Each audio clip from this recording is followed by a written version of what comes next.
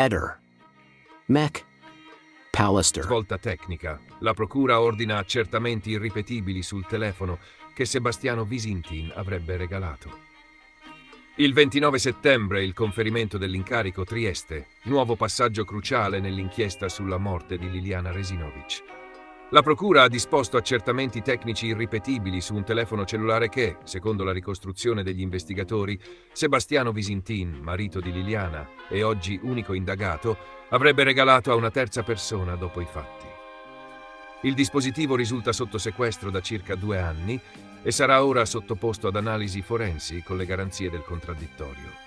La data fissata per conferire l'incarico al consulente è il 29 settembre.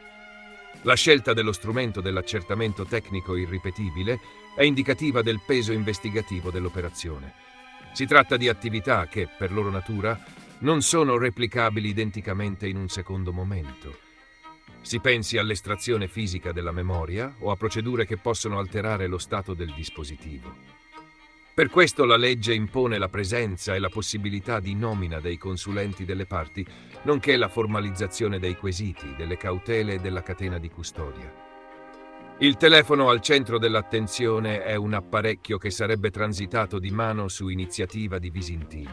Il passaggio a un nuovo utilizzatore, il successivo sequestro e il lungo deposito negli uffici giudiziari aprono piste tecniche e giuridiche rilevanti.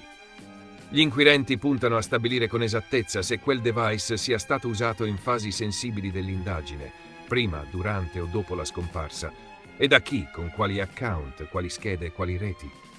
Sul piano strettamente forense i consulenti potranno lavorare su più livelli. Anzitutto la fotografia, hardware e software del device, modello, numero di serie, email, versione del sistema operativo, patch di sicurezza. Quindi il tracciamento delle SIM inserite nel tempo, la cronologia di accensione, spegnimento e riavvio, gli eventuali ripristini di fabbrica e gli aggiornamenti. Verranno analizzati i registri di chiamate, gli SMS, le rubriche, i dati applicativi delle principali piattaforme di messaggistica, i database interni e i file di sistema che conservano tracce residuali di utilizzo anche dopo cancellazioni manuali.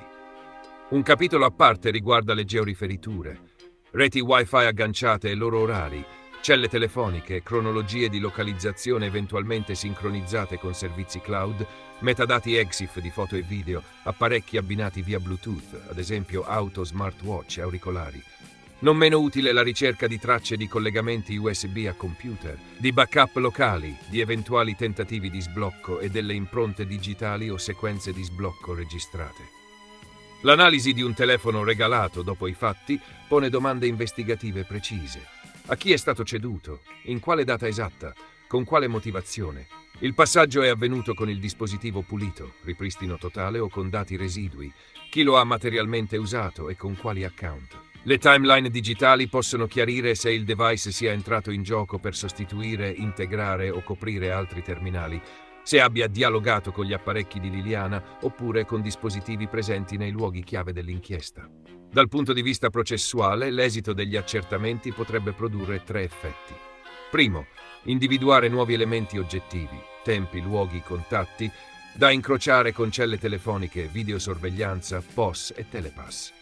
Secondo, aprire a ulteriori accertamenti non ripetibili su copie forensi e dispositivi correlati, computer, auto con sistemi di infotainment, cloud. Terzo, consolidare o indebolire gli scenari finora ipotizzati, con possibili ripercussioni sull'impianto accusatorio e sulle strategie difensive.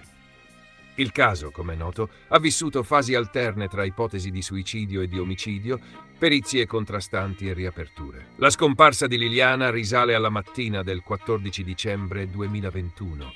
Il corpo venne ritrovato il 5 gennaio dell'anno successivo nell'area del Parco di San Giovanni a Trieste.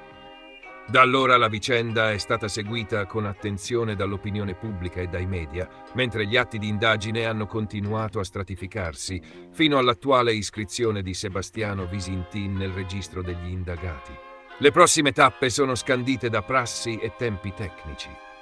Il 29 settembre, con il conferimento formale, verranno definiti i quesiti al consulente, le modalità di copia bit a bit di estrazione logica, le cautele per preservare integrità e catena di custodia, oltre ai deadline per la consegna dell'elaborato. Seguiranno il deposito della relazione, le eventuali osservazioni delle parti e, se del caso, nuovi approfondimenti mirati. È un passaggio che potrebbe valere una svolta. I telefoni non raccontano tutto, ma spesso restituiscono ciò che la memoria umana confonde o ciò che le versioni divergenti non chiariscono. Se da quel dispositivo emergeranno tracce coerenti, i tasselli digitali potranno finalmente allinearsi con i tempi, i luoghi e le relazioni di una storia che da anni attende una verità giudiziaria solida. Conosciamo tutti la storia, quello era il telefono che Sebastiano usava nei giorni della scomparsa di Liliana ed ebbe l'infelice idea di regalarlo a una persona che si era messa anche lei a fare video su YouTube.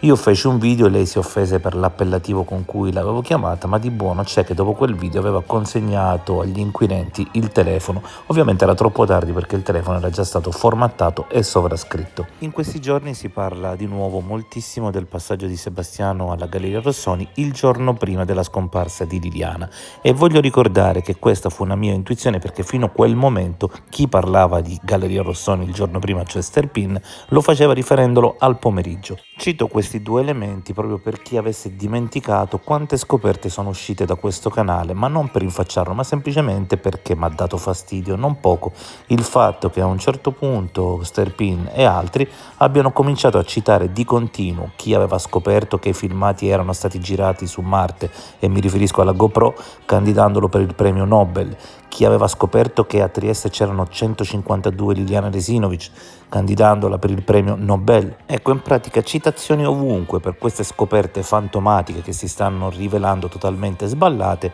e mai una citazione, anzi forse solo una, per chi invece di cose concrete ne ha scoperte. Sono cose che sono tuttora in ballo. Ehi, non dimenticare di iscriverti a questo canale.